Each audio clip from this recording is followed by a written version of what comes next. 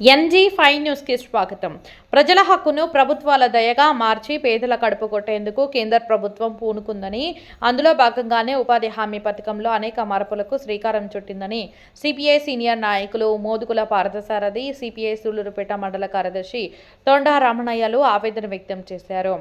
CPI జిల్లా సమితి సభ్యులు ఇలప నాగేంద్ర బాబు మాట్లాడుతూ, మన దేశ గ్రామీణ నిరుపేదల వలసలను, ఆకలి బాధలను, ఆత్మహత్యలను నివారించుటకు 2006వ సంవత్సరంలో అప్పటి ప్రభుత్వ హయాంలో వామపక్ష పార్టీల ప్రతిపాదనలతో రూపుదిద్దుకున్న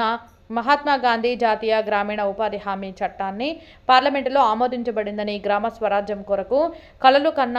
మహాత్మా గాంధీ పేరుతో గ్రామాల నుండి వలసలను, ఆకలి బాధలను, ఆత్మహత్యలను నివారించిన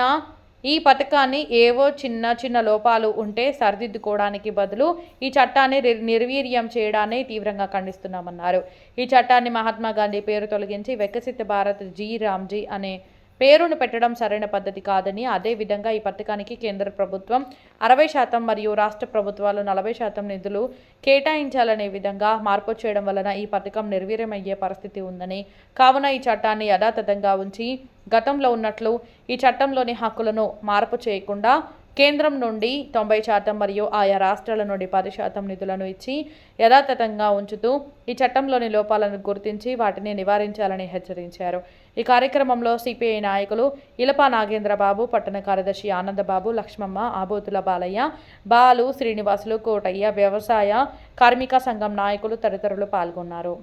కేంద్ర ప్రభుత్వం గ్రామీణ ప్రజానీకం యొక్క గొంతు నొక్కేటువంటి విధంగా ఈ రోజున పోరాడి సాధించుకున్నటువంటి మహాత్మా గాంధీ జాతీయ గ్రామీణ ఉపాధి హామీ చట్టాన్ని నిర్వీర్యం చేసేటువంటి దిశగా వికసిత భారత్ జీ రామ్జీ అనేటువంటి పేరుతో చట్టంగా ఉన్నటువంటి దాన్ని పథకంగా మార్పు చేస్తూ, అంటే పేద ప్రజలకు హక్కుగా ఉండేటువంటి ఉపాధి హామీ చట్టాన్ని ప్రభుత్వాల యొక్క దయలాగా మార్చేసి గ్రామీణ ప్రజల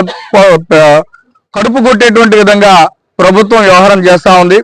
నిన్న చదివినటువంటి బడ్జెట్ లో కూడాను గ్రామీణ హామీ పథకానికి నామమాత్రంగా నిధులు విడుదల చేయడమే ఈ చట్టాన్ని ఎంతగా నిర్వీర్యం చేస్తున్నారనేటువంటి విషయం తేటతెల్లమవుతోంది. కాబట్టి ప్రభుత్వాలు ఈ నిర్ణయాన్ని వెనక్కి తీసుకోవాలని చెప్పేసి, ప్రజల హక్కుగా ఉండేటువంటి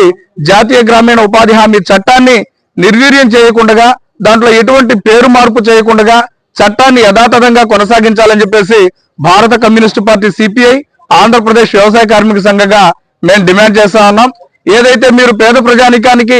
మేలు చేయదలుచుకున్నట్లయితే ఉన్నటువంటి పని దినాలను 125 రోజులకు పెంచుతామంటున్నారు కదా, అట్లాగే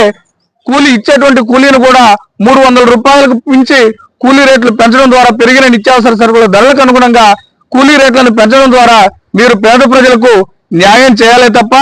ప్రజల హక్కుగా ఉండేటువంటి చట్టాన్ని నిర్వీర్యం చేసి అదొక పథకం లాగా ప్రభుత్వాలు ఇచ్చేటువంటి దయ మీదనే బతకాలనేటువంటి విధంగా చేయడం చాలా దుర్మార్గం అని చెప్పేసి అభిప్రాయపడతా ఉన్నాం. ఈ రోజున ఆంధ్రప్రదేశ్ వ్యవసాయ కార్మిక సంఘంగా, భారత కమ్యూనిస్టు పార్టీగా దేశవ్యాప్తంగా అన్ని ఎంపీడీఓ కార్యాలయాల ముందు నిరసన తెలియజేసి ఎంపీడీఓలకు వినతి పత్రాలు అందించేటువంటి కార్యక్రమాన్ని ఈరోజు తీసుకోవడం జరిగింది. ఆ కార్యక్రమంలో భాగంగానే ఇక్కడ సూళ్లూరుపేటలో కూడా మేము ఎంపీడీఓ గారికి వినతి పత్రం అందజేశాం. ప్రభుత్వం ఇకనైనా గ్రామీణ ప్రజల పట్ల నిర్లక్ష్య వైఖరి వీడి గ్రామీణ ప్రజలకు మేలు చేయకూడడం ద్వారానే వికసిత భారత్ అవుతుంది తప్ప కార్పొరేట్లకు ఉడికించేసేటువంటి ప్రభుత్వాల ద్వారా వికసిత భారత్ రాదనేటువంటిది గుర్తుంచుకోవాలని చెప్పేసి, అలా కాని పక్షంలో ఇదే రకమైనటువంటి ప్రజా వ్యతిరేక విధానాలను కొనసాగిస్తే భారత కమ్యూనిస్టు పార్టీగా, ఆంధ్రప్రదేశ్ వ్యవసాయ కార్మిక సంఘంగా ఏమాత్రం వెనకాడకుండా మీ మెడలు ఉంచేటువంటి విధంగా పోరాటాలు చేస్తామని చెప్పేసి కూడా హెచ్చరిక చేస్తా ఉన్నాం.